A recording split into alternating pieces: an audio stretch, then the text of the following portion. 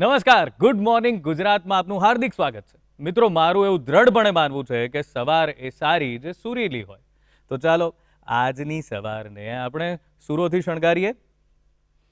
ગુલાબી આંखें जो तेरी देखी शराबी ये दिल हो गया संभालो मुझको ओ मेरे यारो संभलना मुश्किल हो गया.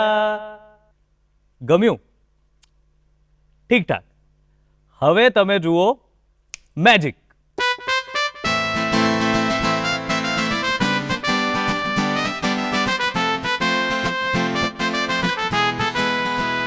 गुलाबी आंखें जो तेरी देखी शराबी ये दिल हो गया संभालो मुझको ओ मेरे यारो संभलना मुश्किल हो गया. क्या बात है. જો આ કમાલ છે સંગીતનો દોસ્તો. આપણે ત્યાં હંમેશા એ આયરની રહી છે કે હંમેશા આપણે ગીતોને ગાયકના નામથી જ ઓળખીએ છીએ કે ભાઈ આ કિશોર કુમારનું ગીત છે, આ અરિજીત સિંહનું ગીત છે, આ કીર્તિદાન ગઢવીનું ગીત છે. પણ સાહેબ કમાલ તો આ લોકો કરે છે ઇન્સ્ટ્રુમેન્ટ્સ, વાદ્યો. હા, એટલે આવાજ કાફી નહીં, સાસ ચાહીએ સાહેબ. અને આજે આપણી સાથે એવા બે મહારથીઓ બેઠા છે કે જેમણે મ્યુઝિકથી જે મેં મેજિક શબ્દ વાપર્યો ને મેજિક કરી બતાવ્યું છે. બહુ યંગ લોકો છે મારી સાથે અને આ એજમાં એ લોકોએ મ્યુઝિક સાથે જે કામ કર્યું છે, પછી એ પરફોર્મન્સની વાત હોય કે મેન્ટરિંગની વાત હોય, મ્યુઝિક શીખવાડવાની વાત હોય કે મ્યુઝિકને પરફોર્મ કરવાની વાત હોય, બંનેમાં એવું નામ છે. એટલે જેને કહેવાય કે પરફોર્મન્સીસનો પર્યાય એવું કહીએ તો એ નામ આવે ખાંડેકર બ્રધર્સ. તો ખાંડેકર બ્રધર્સ અહીંયા છે, સંકેત ખાંડેકર અને અક્ષત ખાંડેકર. વેલકમ વેલકમ સર, બંનેનું સ્વાગત છે. અને મજા પડી ગઈ. આપ જોઈ રહ્યા છો મારી સાથે કીબોર્ડ છે, ગિટાર છે અને કેવી મજા પડે આ બંને વાદ્યોથી. આ બંને વાદ્યો આપણે જોયા છે. આ બંને વાદ્યો આપણને ખબર છે કે બહુ એસેન્શિયલ છે કોઈ પણ મ્યુઝિકને પ્રોડ્યુસ કરવામાં. આપણે શોઝ જોતા હોઈએ છીએ એમાં. પણ એ જ્યારે એને પ્રોપરલી વગાડવામાં આવે, એને એ રીતે પ્રેઝન્ટ કરવામાં આવે ત્યારે વાત બને છે. અને આ બંને ભાઈઓ છે એ કામ કરી રહ્યા છે.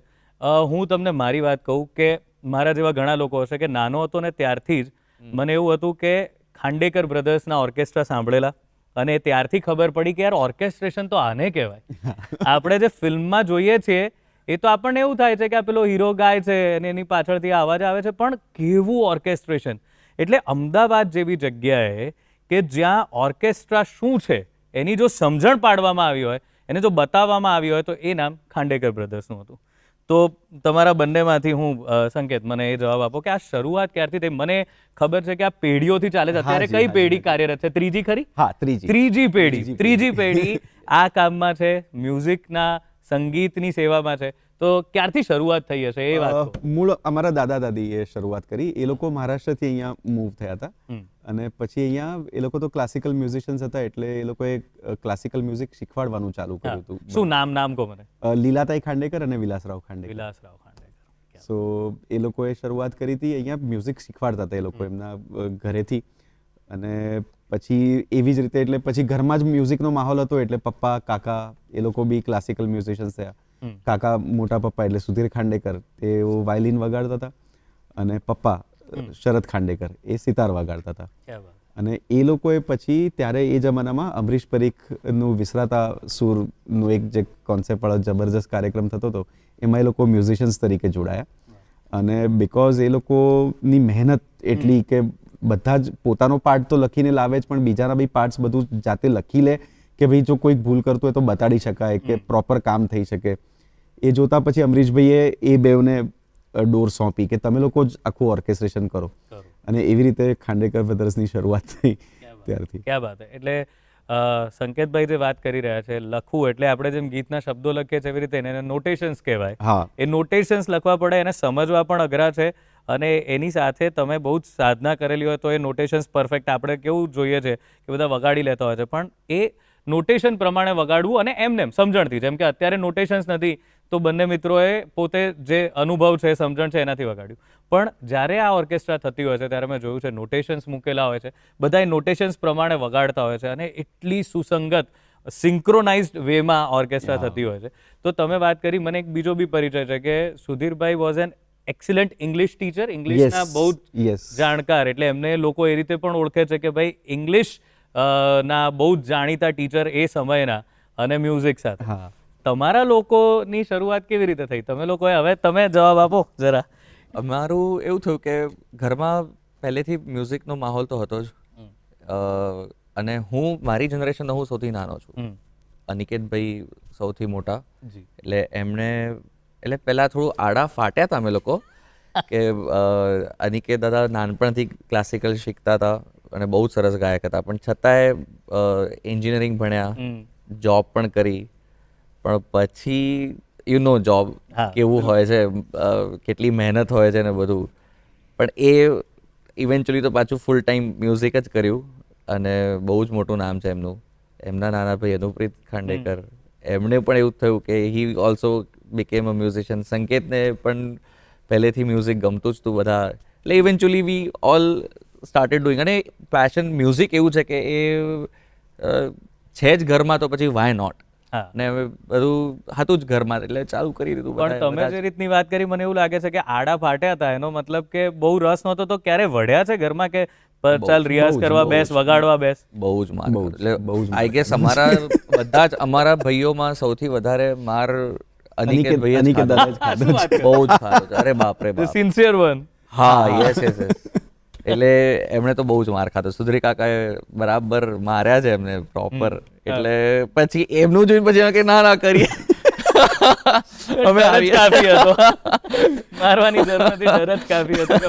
કેટલા કલાક રોજનું પ્રેક્ટિસ રહેતી તમારી? એ વખતે જ્યારે આમ ફાઇનલ ડિસાઇડ કર્યું કે હવે મ્યુઝિક જ કરવું છે, હવે બીજું કાંઈ જ નહીં. કેટલી ઉંમર હતી? મેં તોય બહુ લેટ ચાલુ કર્યું. જ્યારે હું હાઈસ્કૂલમાં હતો એ વખતે, પછી 8th 9th ની વાત. હા, યસ, 9th 10th ની વખતે. ત્યારે સિરિયસલી, ત્યાર સુધી બધું મ્યુઝિકમાં I use to play around, કે ક્યારેક એ વખતે તબલા પણ અમે શીખવાડતા હતા, ડ્રમ્સ શીખવાડતા હતા અનુપ્રીતભાઈ, તો ક્યારેક ડ્રમ્સમાં બેસી જવું ક્લાસીસમાં, ક્યારેક વોકલ્સમાં બેસું, સુધીર કાકાજી સાથે બેસું, ક્યારેક અનિકેત દાદાના બેચમાં બેસી જવું. એટલે આમ તેમ બધું ચાલતું હતું. પણ પછી 9th ની 10th ની આસપાસ આવ્યું ત્યારે પછી તો કે નહીં, હવે જરા સિરિયસલી કરવું પડશે. પછી ધેન આઈ યુઝ ટુ પ્રેક્ટિસ અરાઉન્ડ 6 કલાક, 7 કલાકની, 8 કલાકની ક્યારેક પ્રેક્ટિસ થઈ જાય. અને કેવું હતું કે એવું લાગતું નહોતું કે પ્રેક્ટિસ કરીએ છીએ, બીકોઝ ઘરમાં આટલું બધું ચાલતું હોય, ક્લાસીસ છે અમારા, એટલે એમાં જ 4 કલાક તો ત્યાં જ પ્રેક્ટિસ થઈ જાય.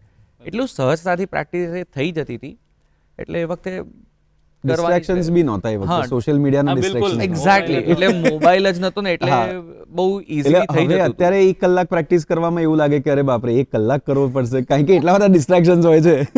પણ ત્યારે 6-7 કલાક, 8 કલાક દિવસના ક્યારે નીકળી જતા હતા ખબર નહોતી પડતી. બિલકુલ. હવે તમે જે વાત કરી, ક્લાસીસનું નામ છે સંગીતમ સિમ્ફની.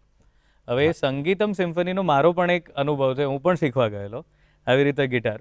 અને જેમ બધા યંગસ્ટર્સને હોય ને કે ગિટાર શીખો એટલે તમારી ઇમ્પ્રેશન બહુ જોરદાર પડે અને લોકો આકર્ષાય બહુ, એટલે ગિટાર શીખવાનો. તો શીખવા ગયો, થોડો ટાઈમ શીખ્યો, અને આઈ ટેલ યુ, મને એવું થયું કે આ તો બહુ અઘરું છે, એમ નહીં આવડે, આ તો બહુ મહેનત માંગી લે છે.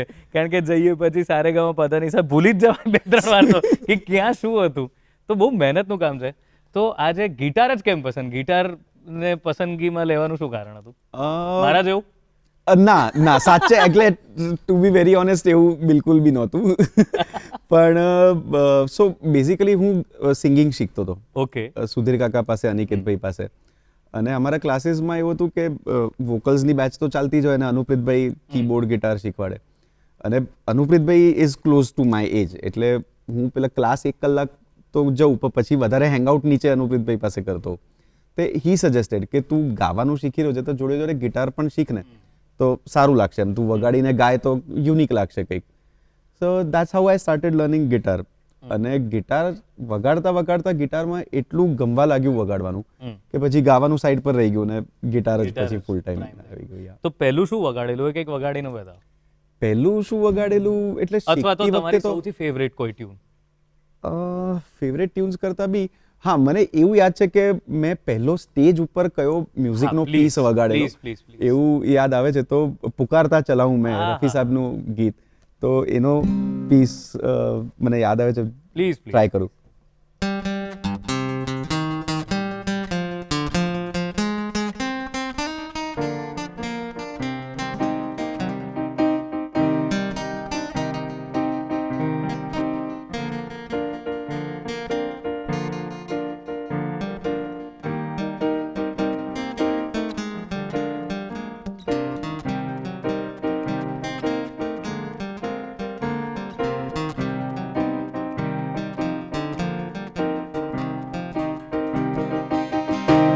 ક્યા બાત હે, ક્યા So, બાત આ હે, ગિટારનો iconic. Piece first time stage પર વગાડવું હા. એક નર્વસનેસ કેટલી age હોય. હતી? આઈ ગેસ 17-18 વર્ષ. 17-18 યસ વર્ષ. યસ. વાહ. અને જ્યારે આ ઓર્કેસ્ટ્રેશનની વાત કરીએ તો એમાં શું ધ્યાન રાખતા હો છો, એમાં શું અગત્યનું છે? કારણ કે ફિલ્મોના ઓર્કેસ્ટ્રેશન હવે તો બધું બહુ સોશિયલ મીડિયા પર અવેલેબલ છે, તો લોકો જોઈ લેતા હોય છે કે આ ફિલ્મનું ઓર્કેસ્ટ્રેશન કેવી રીતે, આ ગીતનું કેવી રીતે થયું છે અને કેટલા Making, ઇન્સ્ટ્રુમેન્ટ છે. હા, હા, બટ આ સાંભળવામાં આવ્યું છે કે જ્યારે આ પ્રકારના સંગીત બનતા હતા પહેલાના સમયમાં, હા. ત્યારે તો આવું ડિજિટલ કાંઈ જ નહોતું. બધું લાઈવ વાગતું હતું. બધું લાઈવ બધા વાગતું હતું, live. ત્યારે 100 સંગીતકારો બેસતા Yes, હતા અને yes, કેવી yes, રીતે. yes. તો તમારી એવી કોઈ મેમરી છે કે આના રિહર્સલ્સ કે એમાં કેટલા સંગીતકારો મેક્સિમમ બેઠા છો અને એવો કોઈ શો કે જેમાં તમે મેક્સિમમ એ પ્રકારે મ્યુઝિશિયન અંદર હોય? અમે લોકોએ એક અહીંયા અમદાવાદમાં ક્લબ છે, સુરાંગન ક્લબ છે. એમનો એક 25th યરનો કે એવું કંઈક પ્રોગ્રામ 25th શો હતો એ લોકો 25th શો હતો એ લોકોનો, એટલે 5 વર્ષ પત્યા પછીનો એમનો શો હતો. એ પ્રોગ્રામમાં અમે લોકો લગભગ 30 મ્યુઝિશિયન્સ હતા, એટલે વાયોલિન્સ, ચેલો, બ્રાસ સેક્શન, વાઇબ્રોફોન, પિયાનો અને પ્લસ અમારું જે અહીંયાનું ઓર્કેસ્ટ્રા હતું એ તો ખરું જ. તો 30 મ્યુઝિશિયન સાથે કામ કરેલું ને એક એકોસ્ટિક ઇન્સ્ટ્રુમેન્ટ્સ, અને એ બી જ્યારે આટલા બધા એકોસ્ટિક ઇન્સ્ટ્રુમેન્ટ્સ એક સાથે જ્યારે વગાડે ને ત્યારે એ જે યુનિસનનો સાઉન્ડ છે એની તો એટલે એમાં એવું નથિંગ હતું કે કમ્પેર્ડ ટુ ઇટ. એમ જે આખું સોંગ અમારું જે સિલેક્શન હતું, લિસ્ટ જે બન્યું હતું, એમાં જે જે ઇન્સ્ટ્રુમેન્ટ્સ આવતા હતા, જેમ કે વાઇબ્રોફોન આવે, ફ્લૂટ તો એક બહુ હોય જ છે, હોય છે. પણ સંતૂર હોય તો સંતૂર આર્ટિસ્ટ, સારંગી તો સારંગીનો સારંગીના આર્ટિસ્ટ. એટલે એ દેટ વોઝ વેરી યુનિક કે કોઈ પણ વસ્તુ કીબોર્ડમાંથી કીબોર્ડમાંથી અમે બધું જ એકોસ્ટિક ઇન્સ્ટ્રુમેન્ટ્સ યુઝ કર્યા. બધું જ એકોસ્ટિક ઇન્સ્ટ્રુમેન્ટ. ઇવન જલતરંગ પણ હતું એ વખતે. હા, એટલે સંતૂર, જલતરંગ, સારંગી, મેન્ડોલિન, મેન્ડોલિન, સેક્સોફોન, સેક્સોફોનમાં ટેનર, સોપ્રાનો, બહુ જ સરસ શો. ચેલો સેક્શન આખું હતું. અને અદ્ભુત વાત એ છે કે because of sum technical reasons કે અમે લોકો એક જે સાથે મળીને જે અમારી ગ્રાન્ડ રિહર્સલ હતું એ થયું જ નહોતું. શું વાત કરો? હા. એ અને બધાએ અલગ અલગ એટલે ગ્રીન રૂમ્સમાં પ્રેક્ટિસ કરી હતી. એટલે ટેકનિકલ જે હતું અમારે એટલું બધું ડીલે થતું હતું, સાઉન્ડનું કંઈક ઇશ્યુ હતો. And we waited and then અમને થયું કે ચલો હવે આ કંઈક કરો, હવે તો એટલીસ્ટ આપણે તો પ્રેક્ટિસ કરી જ લેવી પડશે. એટલે પપ્પા અલગ મ્યુઝિશિયન્સને લઈને એ લોકો બેઠા હતા, આ સંકેત અલગ મ્યુઝિશિયન્સને લઈને બેઠો હતો, અનુપ્રીતભાઈ વાયલિન સેક્શન જોતા હતા, હું ચેલો સેક્શનનું પાર્ટ્સ હું ટેલી કરતો હતો એમની સાથે. બધા એક પછી એક ગીતો બધાએ પોતપોતાની રીતે અલગ અલગ કર્યું and we did the show. ક્યા બાત. અને મારા જે ધ્યાનમાં આવે છે, that was the best show we had. Amazing, બહુ જ સરસ રહ્યો હતો. ગાયકમાં પણ બધા પાર્થિવભાઈ હતા, પાર્થિવ ગોહિલ, ને બહુ સરસ રહ્યો હતો એ શો.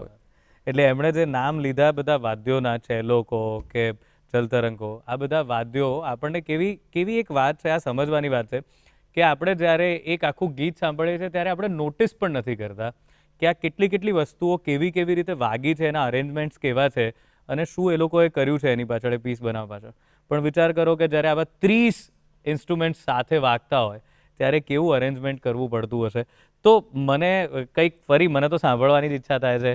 તો કંઈક બીજો કોઈ પીસ, મને એક આ કર્સ ફિલ્મનો ગિટારનો પીસ ગમતો, તો એ કંઈક થઈ જાય.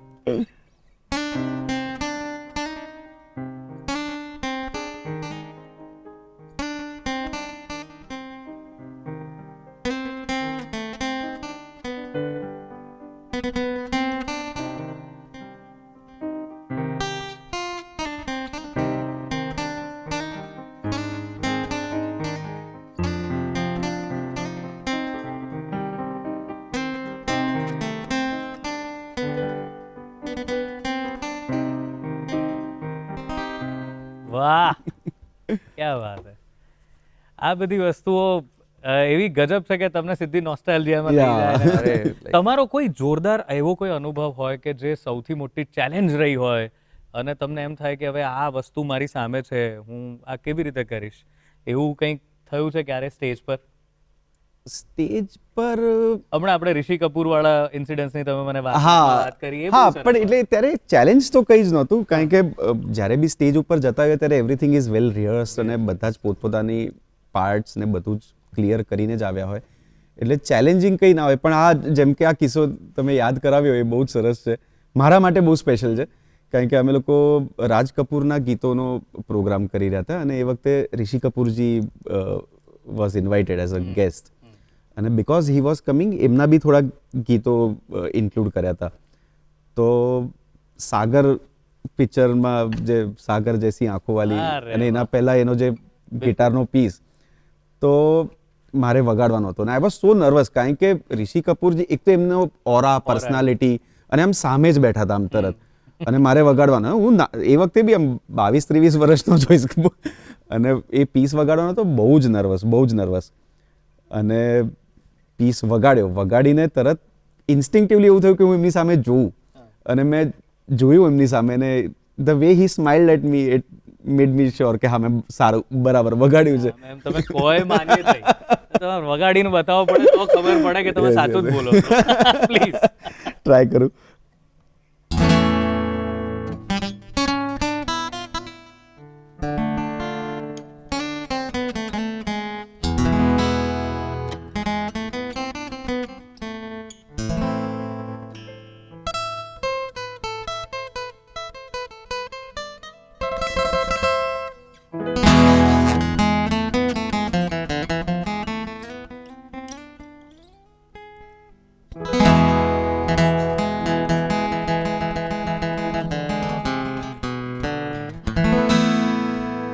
વાહ, ક્યાં વાત હે. પછી મગજમાં ટાણાણા હા ચાલુ થઈ.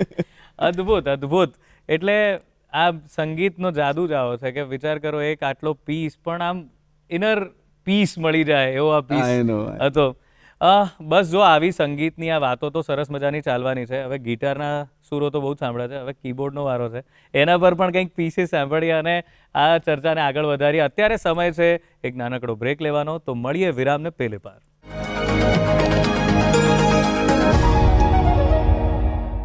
વિરામ બાદ આપનું હાર્દિક સ્વાગત છે. તમે વિરામમાં શું કર્યું એ ખબર નહીં, અમે તો સંગીતની મજાની વાતો કરી અને બહુ બધું વગાડ્યું અને તમને પણ એ પીરસવાના છે.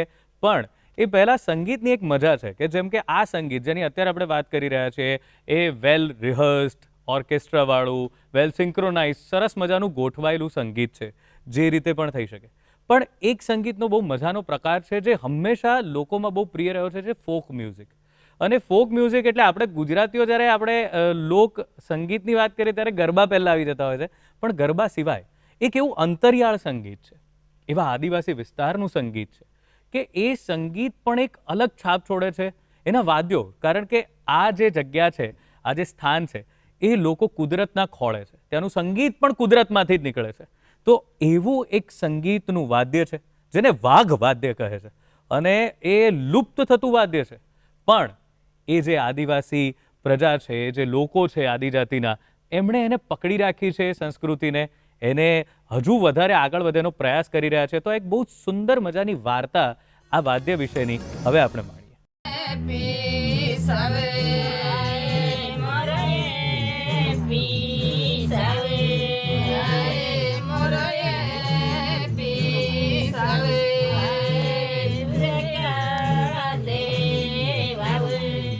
ભાગ્યે જ સાંભળવા મળતા આ વાદ્યનું નામ છે દેરાવાદન, જે ડાંગ જિલ્લાના આદિવાસી સમાજની ઓળખ છે.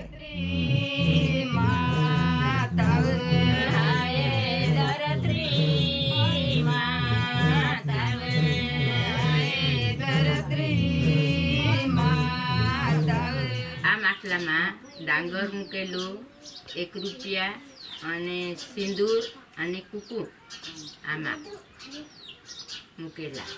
ડાંગમાં દિવાળીના પર્વમાં વાઘ બારસનું વિશેષ મહત્વ છે. ત્યારે લોકો વાઘદેવ, નાગદેવ, સૂર્યદેવ, બિચ્છુની પૂજા કરે છે.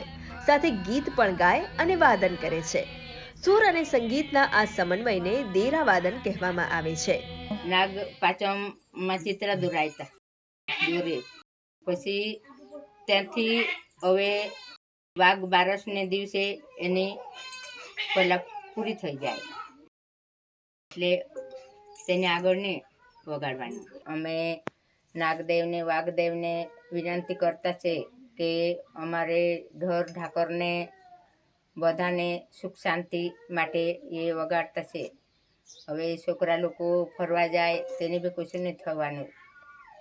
બધા જને શાંતિ રીતે જાળવું જોઈએ, કોને કશું નહીં કરતા એવી રીતે. એ સાંભળીને એવું લાગ્યું કે જાણે કે ખરોખર જ હજુ પણ આદિવાસી ભાગોમાં રૂઢિ પરંપરા અને સંસ્કૃતિના દર્શન એમાં થાય છે, જેમાં આદિવાસી સમાજ એક નિસર્ગ પૂજક છે, સંસ્કૃતિ એમાં નિસર્ગ પૂજક છે, એમાં એ વાદ્યમાં આપણને એની સંસ્કૃતિ અને દિવ્યતાનો પ્રભાવ પડે છે.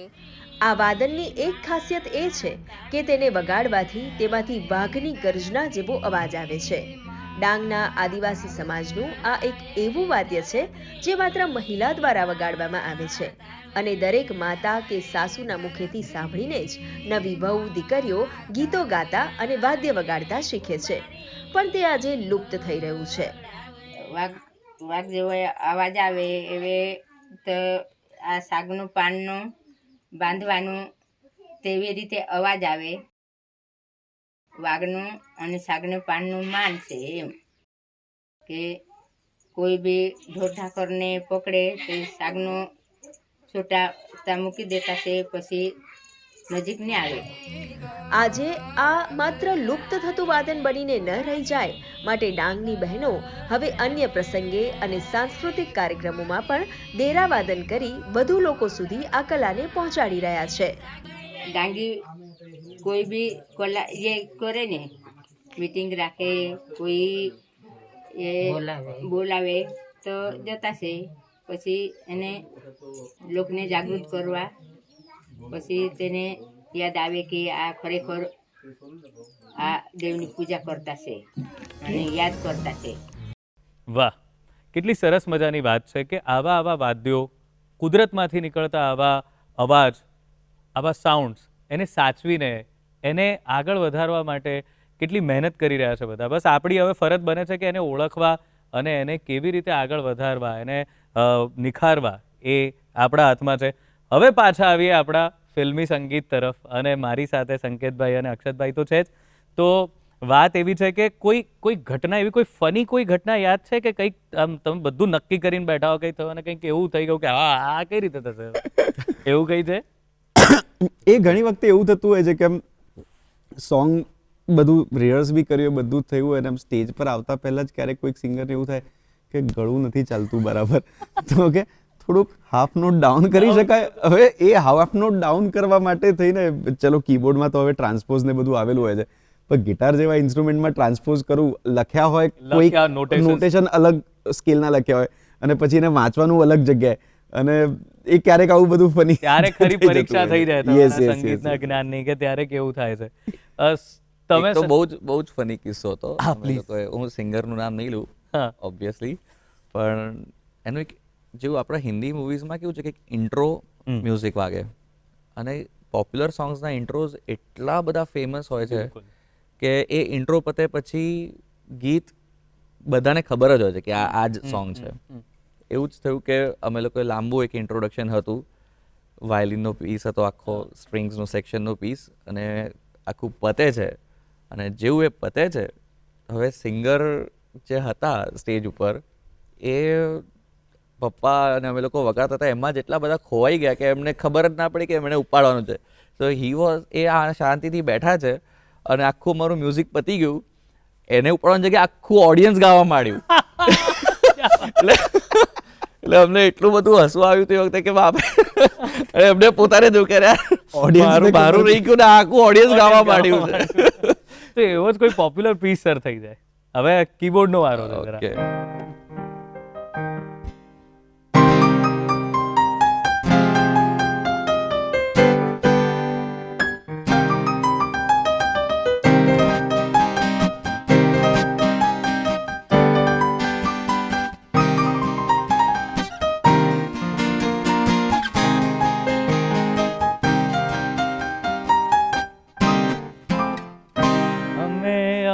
क्या बात है, આવું થયું હશે કે તમે ઉપાડી લો. વાહ, એવું જ क्या बात है. તો હવે આ જે મ્યુઝિક તમે જે શીખવો છો, તો હવેનો ટ્રેન્ડ શું છે? કારણ કે જે શીખવા આવનારા હોય છે એ બહુ વખતે જેમ જેમ સંગીત બદલાતું જાય છે, સમય બદલાતો જાય છે, એમ શીખવા આવનારાઓની વૃત્તિ, એમની જે જરૂરિયાત છે એ પણ બદલાતી હોય. તો હવે શું છે, હવે મ્યુઝિકમાં શું ચાલે છે, લોકો કેવી રીતે આવે છે? પહેલાં કેવું હતું, થોડા ઘણા વર્ષો પહેલાં તો જેવું હતું કે સંગીત શીખવા આવવાવાળા લોકો બહુ વધારે નહોતા, બહુ જ ઓછા હતા. હવે કેવું છે કે હવે લોકો વધારે આવે છે ખરા, આ રિયાલિટી શોઝ ને બધાના લીધે જે ફેમ મળી રહ્યું છે. યસ, એના કારણે બહુ જ લોકો આવે છે શીખવા માટે, પણ ટકતા નથી, કારણ કે એમને તરત જ ફેમ જોઈએ છે. અને એક આપણા ત્યાં કેવું છે કે બિકોઝ એ સંગીતનું એક પ્રોપર એજ્યુકેશન મળ્યું નથી કોઈને પણ, નથી સ્કૂલમાં પણ એવું મળતું કે એની સિરિયસનેસ સમજાય કે આ કેટલો ટાઈમ લાગે છે શીખવા માટે. એટલે ઇવન પેરેન્ટ્સને પણ કેવું થાય છે કે આફ્ટર સમ ટાઈમ સીધું કે કેટલા સોંગ્સ શીખશે, કે અમે કહીએ કે ભાઈ આટલા ટાઈમનું ફી સ્ટ્રક્ચર છે કે આટલા ટાઈમ, તો કે આટલા રૂપિયામાં કેટલા ગીતો શીખશે, કે હવે કરિયાણાની દુકાન જેવું લાગે. એક્ઝેક્ટલી, હા, એવું જ કંઈક હોય છે.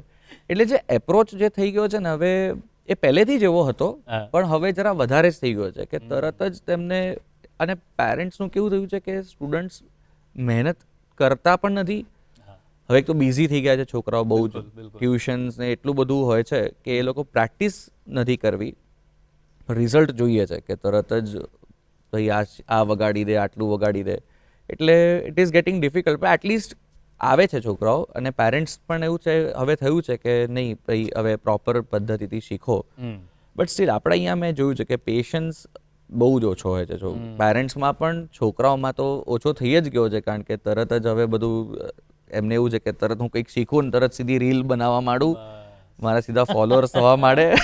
એટલે શો તો દૂરની વાત છે, રીલ બનવા માટે ને ફોલોઅર્સ થવા. હા, યસ. એટલે અમારા માટે બહુ જ અઘરું પડતું હોય છે ઘણી વખત કે એ સમજાવવું એમને, પેરેન્ટ્સને, સ્ટુડન્ટ્સનું તો તોય ચલો ઠીક છે કે એ લોકોનું કેવું છે કે નાના છોકરાઓ હોય ને એ લોકોને જે કહીએ એ કરવા માંડે, પણ પેરેન્ટ્સને એજ્યુકેટ કરવા એ અઘરું હોય છે કે એમને સમજાવું કે આ વસ્તુ માટે આટલો ટાઈમ જોઈશે જ, આટલી મહેનત કરવી પડશે જ, એના વગર નથી પોસિબલ.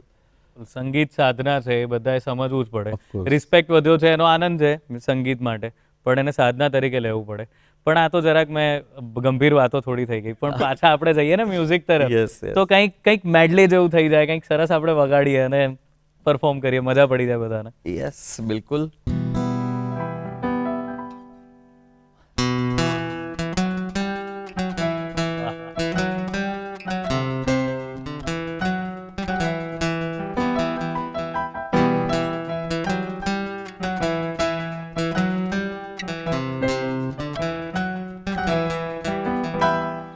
मैं शायर तो नहीं, मैं शायर तो नहीं, मगर ऐ हंसी जब से देखा मैंने तुझको, शायरी आ गई. मैं आशिक तो नहीं, मगर जब से देखा मैंने तुझको, आशिकी आ गई.